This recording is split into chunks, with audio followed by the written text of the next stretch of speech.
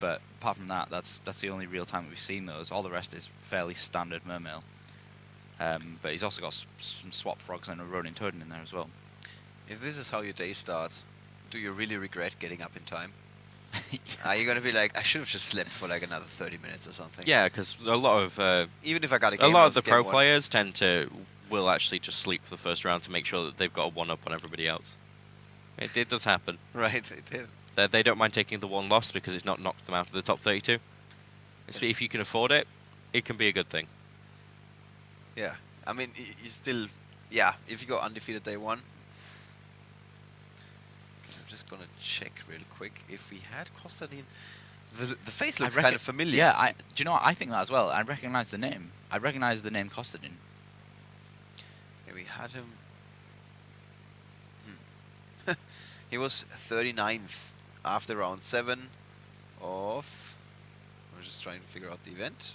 Google doesn't tell me. YCS. Oh, okay. Yeah. Thank you, Google, for indexing these weekends' standings super fast. So we're talking about this event. I was completely expecting something from like 2 years ago. So yeah. Thank you, Google. That's really good to know that you're this fast. I guess there's a reason why people are using you.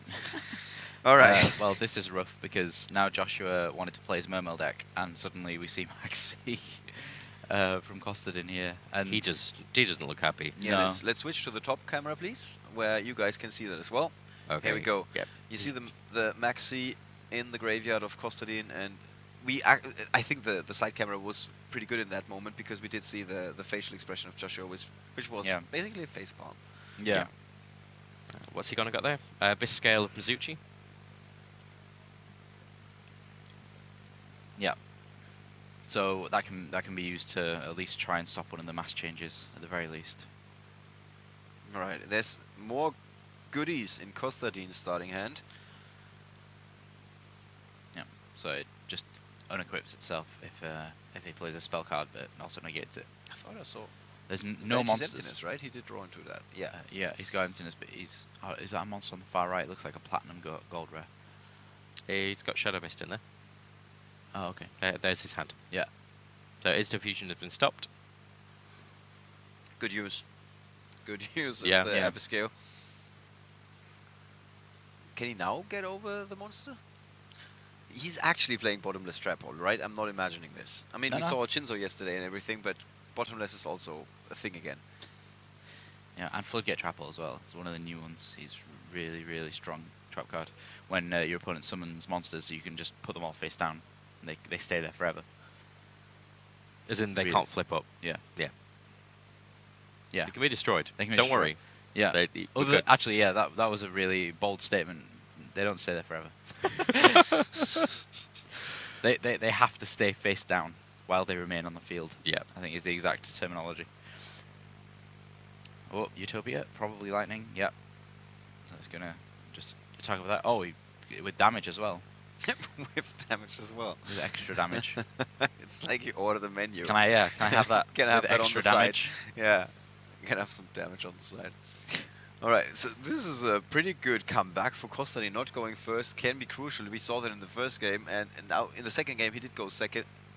Joshua didn't have the perfect start, or at least Kostadin had the maxi to combat it or stop him from going any further, and suddenly he's sitting there with Vanti's Emptiness with 2 trap holes. This looks pretty promising for the Bulgarian. Yeah.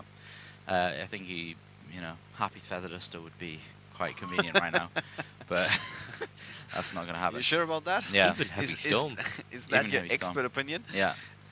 I think So- Denko Seka wouldn't be that bad either. Yeah, Denko would be great because then Soul Charge would be free to do its work. I think Joshua here is slowly realizing I've got limited options. His only real play here is to play Soul Charge, and then that's going to get Floodgate Trappled or even Bottomless. Yeah, so Oh, I'll take them man. all. Oh, just emptiness. Yeah, It's just 3,000 for nothing, and I don't know why. is that it? That's yeah. That that's is it. Yes. Wow. Wow. He's- Kostadin Kazabov 2-0 clean sweep victory. He's super upset. Let's and I mean, good for him that he was so close to the top of the standings. So he's probably, he's definitely not out of the Yeah, competition yet. Joshua is going to be fine. Yeah. Like he just He needs to should- make sure that this game doesn't affect him. Yeah, he should have just slept for another 40 minutes. That little smirk on Constantine's face is fantastic. It's Yeah, like actually, he's I've so won, happy. but I'm really not going to Yeah, I'm gloat not going about to this. celebrate this too Yeah. much. Yeah, I know what happened there. All right, guys.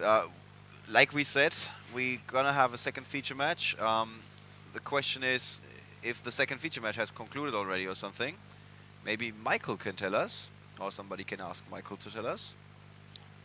Michael, they're just behind you and walking away. Okay, Michael is still asleep. He's sleepwalking through the venue. All right, so thank you very much. We just learned that the second feature match between Dunley and yes. Let's go to post-match discussion first.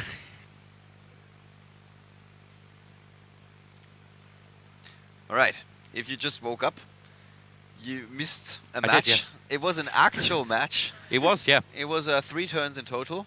something like that, yeah. Yeah, no, like exactly 3 Yeah. turns in total. Yeah, exactly, Oh, well, if you want to count the soul charge and then vanity's emptiness, we got 4 in total. Yeah. So the first game was decided in the early game when Konstantin kicked things off in spectacular fashion. Basically, Dark Lord, 2 Bahamut Sharks, and 2 totally awesomes on the field, and Joshua just went, I can't play any cards. Yeah. Yeah. Yeah. Let's call it a day. I mean, Dark Lord is apparently really good against Mermail. Yeah. Well, yeah. You need your monsters to go to the graveyard to be able to Yeah. do stuff with them. So we've had a comment on the chat. You shouldn't play a deck that automatically loses to Dark Lord. Would you agree with that?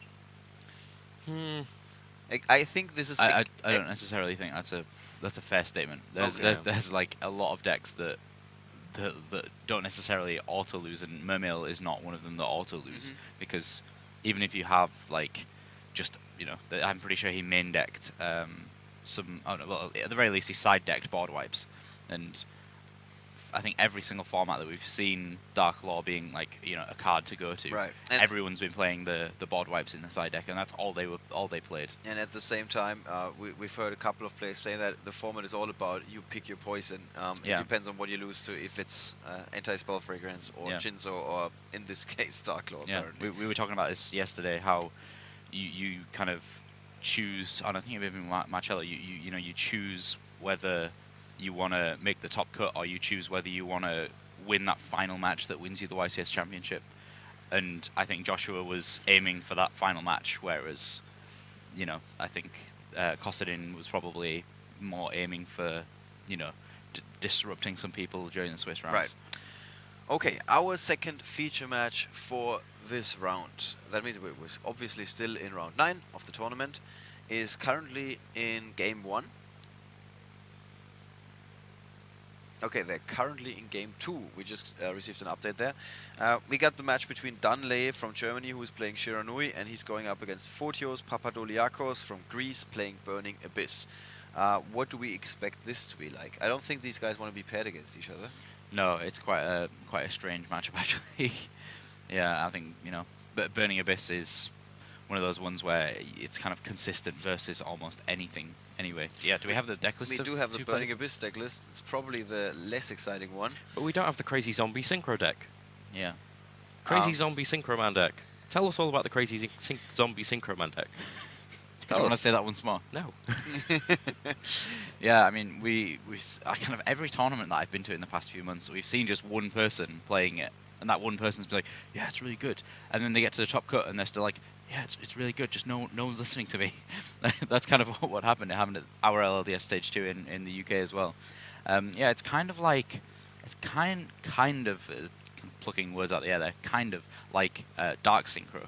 So you're just producing a lot of various synchro monsters, but they also have their themed Shiranui synchro monster that's quite powerful. So yeah, and actually one of my favorite plays from Liverpool was with the Shiranui zombie deck, where I know where this is going. He had Dark Law. Dark Law. Um, And he put a few cards. He invested a few cards into Dark Law. That's what we should add. He basically, that it was one of the decks where it's like, okay, you know, I made Dark Law, go me, I've won the game. That's what his aim was. And then, yeah, Omar, he just played Foolish Burial, and his opponent was like, oh, Dark Law. And he's like, yeah. He sent Shiran Yui Blacksmith to the graveyard. I think it's Blacksmith or Swordsmith. And whenever it gets banished, you just get to destroy a card in the field. And he was like, "Yeah, you just helped me destroy a Dark Law."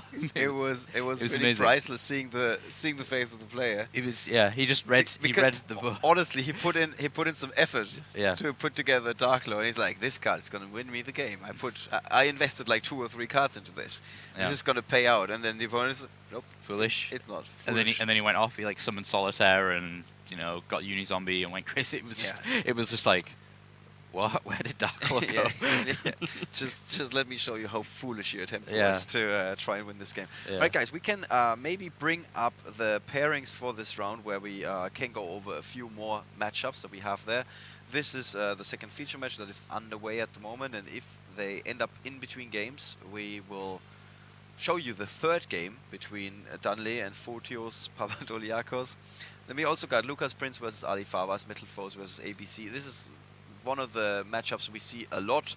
The other one, of course, Simon Turnher versus Muheimin Bayram, Paleozoic versus Metal Force. This seems to be the matchup at the top tables. Then we got a few more ABC, a few more Metal Foes looking down there, and maybe we can also look at the top, at the standings for the time being. These are, we only got 4 undefeated players after those 8 rounds yesterday. And that's Blue Eyes White Dragon right at the top as well. Oh yeah, that's also something we should add. Billy Brake, we saw him yesterday. It says unknown. We have actually seen his deck. Yeah, he's playing Metal Foes. He's playing Metal Force. Very consistent version of it. Yeah. Was Actually similar to Jawad's. Was it Jawad who was yeah, playing? I think, yeah. Yeah, was he was saying also going for the very consistent the version. Cliff Art version. Yeah, Joshua Schmidt is playing Paleozoic this weekend. Nico Schlierkamp playing Paleozoic. Eugen Heid Paleozoic. Sultan Jr. Kononix is playing Paleozoic. Alberto Marazzi, you want to take a guess? Paleozoic. Correct. Wentao Gun playing Metal Force. These are top 8 at the moment, which brings me to the deck breakdown, because you've just heard about that trend a little bit. This is what the tournament looked like at the start of day 1. Metal Force, most popular choice. ABC, very popular choice. And then Paleozoic, far behind, in a way. Less than half as many as ABC. And then we got Mermaid, Blue Eyes White Dragon, and so on and so on and so on. And now let's take a look at what this looked like after 8 rounds. One thing that is pretty interesting is that we don't see a single switch. This is very pretty much unheard of, that no deck was able to gain ground or lose ground. Everybody was staying in the same position. But looking at relative numbers, it's a very, very different story. Metal Foe started with 273. At the end of day 1, it was 139. So pretty much a bit above 50% conversion rate. ABC from 264 down to 110, a lot less than 50% conversion rate. Yeah. Paleozoic from 129 to 75, a lot better than 50% conversion Yeah, rate. we kind of expected. I expected Paleozoics to jump up in those numbers. Let's take a look at what that looks like for day 2 after we performed the cut. Yeah. Paleozoic is going to overtake ABC. I'm going to call it right here. Yeah. In terms of most played decks. Metal Foe is still at the top, but it seems like Paleozoic is gaining ground round after round. And now for the first time we actually do see some switches, because Awesome Hero is now in 4th place. Yeah. And it used to be in 1, 2, 3, 4, 5, 6th place before. So they have also Jumped been up. gaining. But that's what I was saying yesterday when we were looking through this meta as well, is that Paleozoic, Awesome Hero, and Mermail, all of these decks are decks that utilize Totally Awesome. So basically what we're saying there is Totally Awesome is actually almost in the majority, but not quite. Right. It would be second. Yeah. It's I think it's just you kind of you're building a different version of the castle around your toad. that's Right, kind of right. the difference between those decks. I think Paleozoic is, if we really compared it, kind of the differences between those 3 decks. So Paleozoic is much more of a control deck than it is aggression. It really tries to control the board, plays Totally Awesome out there, not necessarily just say, okay, he's here, he's going to win, but control the board a bit more with your other Paleozoic trap cards, as well as being able to constantly bring back your different frogs. That's kind of the more of a control variant. Whereas Awesome Hero, I wouldn't see it as a more control variant, but you kind of add an extra threat in Dark Law. So you've got Dark Law and you've got Totally Awesome. So that's kind of a twin threat where, if you manage to break one and you still manage to have the other, then at the very least you've still got one kind of big threat on the board. Whereas Mermail I see as even less controlling than those two. It's, all about kind of all-out aggression, and it's just about having that Totally Awesome as kind of okay, I didn't OTK you this turn, but I've still got this that you can't actually do anything with. And what's also good about that is the fact that having all of these archetypes in your deck with Totally Awesome to back them up, rather than Totally Awesome being what your deck is about, means that if you're stopping the Mexes summoning, if you're trying to stop Totally Awesome, there is always the backup. Always. And that's one of the things that we were talking to the Yang Zinga player about yesterday, was that he has his Synchro engine, and then he has his Pendulum engine. Yeah. So whenever somebody tries to target So anytime somebody tries to target his metal foes, he just relies on Yang Zing We and saw makes that crazy plays. when the opponent was flipping anti-spell fragrance, and he really did not care about it at all. Yeah. He was just like, I'm just going to go Yang Zing, and it didn't do anything against him. Pretty much, yeah. It was really almost like a -1, really. Yeah. It's just like this card didn't do anything. What do you guys expect to come out on top? I mean, we just saw the rise of Paleozoic in terms of relative numbers over the course of the weekend. You think this is going to continue until the very end? I think so. Yeah. Or is there going to be a deck that was made to have a hard time reaching the top cut, but once it's in the top cut, it's going to kick some serious butt? That's the thing, I guess. We don't know what's in that other column. That is true. That other column is still there. There were a few Looming. Minerva Sworn decks, for example, not showing up in our top 8 decks for the time being. That might be something. Other things we've seen. We did have a look at the pairings. Every once in a while, there's either an unknown deck or another deck. And I think if there's going to be anything, it's going to be Metal Foes that beats the Paleozoics, because they have such a swift access to Chinzo. Right. I think ABCs are kind of we've seen out of this here, but interesting I could be very situation yesterday. There was, I think, in the match between Jake Quincy and Jawad. When he did have Chinzo in his hand. Jake had a Solemn Strike face down, and another card that I can't remember right now. And then he did perform a Pendulum Summon for just one monster. And then it's really like a mind game. And Jake was like, okay, should I strike this or should I not? Yeah. And because for one card it often doesn't pay out. Normally you see them Pendulum Summon like a bunch of monsters. Yeah. In the end he didn't go for it. Chinzo hits play. He had 4 face downs. All of those were purple, and then that was all she wrote. That was the match. So interesting that you can just also mind game your opponent in a way. Yeah. Just imagine he didn't have Chinzo and he just forced a Solemn Strike. Yeah. Would have been good for him too. Not as good as landing a Chinzo, just saying. Yeah. Alright, guys. Maybe we can also bring up the country breakdown for you guys. This is what it looked like at the start of day 1. More than 1,000 Germans came out. And then we have Italy, Netherlands, France, Switzerland, United Kingdom, Belgium, Austria. Not bad. At the end of day 1, this is what it looked like. You can tell, if you compare those two closely, that Italy is, as always, having the best conversion rate. I think it is, as always, right? Yeah. Pretty much. So They always seem to be second as well. yeah, they more than 50% of their players ended up at the end of the day 1. They were still in competition. You cannot say the same for any other country. Or actually, you can for the UK. 24 out of 44, not bad. They moved up. And that's pretty much it. Everybody else lost more than 50%, which doesn't make any sense, speaking from a statistical perspective. But let's look at what it looks like today. Italy is continuing to gain ground. 32 players still in competition. Very good. Most of Germany's players completely out of the competition. Yeah. Yeah. Like almost 90%. Yeah. Yeah. So now we're talking about the cream of the crop of the German players. Yeah. We'll say that. We still don't see the US showing up on that list. We have, I don't know, 9 or 11 US players. Yeah. All of them are really skillful as far as I know. So there's a chance that there's 4 of them. Okay, it's 1-1 in our second feature match. Thank you very much, Michael. So that means we are going to have another feature for you guys. We are going to have another game. It's going to be between Danley and Fortios Papadoliakos. Germany versus Greece. And it was, I'm so forgetful. It was Burning Abyss versus... Sure, no. Thank you very much. Shiranui. Scary zombie synchro deck. Okay. No, it's not the scary zombie. Okay, what is it? It is the deck that I said.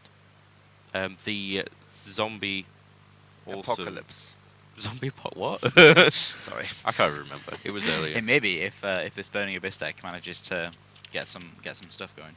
Yeah, I don't think it's the variant that No. just tries to win on game It's one. not turn playing one. not playing Dark Law. So It is playing totally Not awesome. Another one. Really?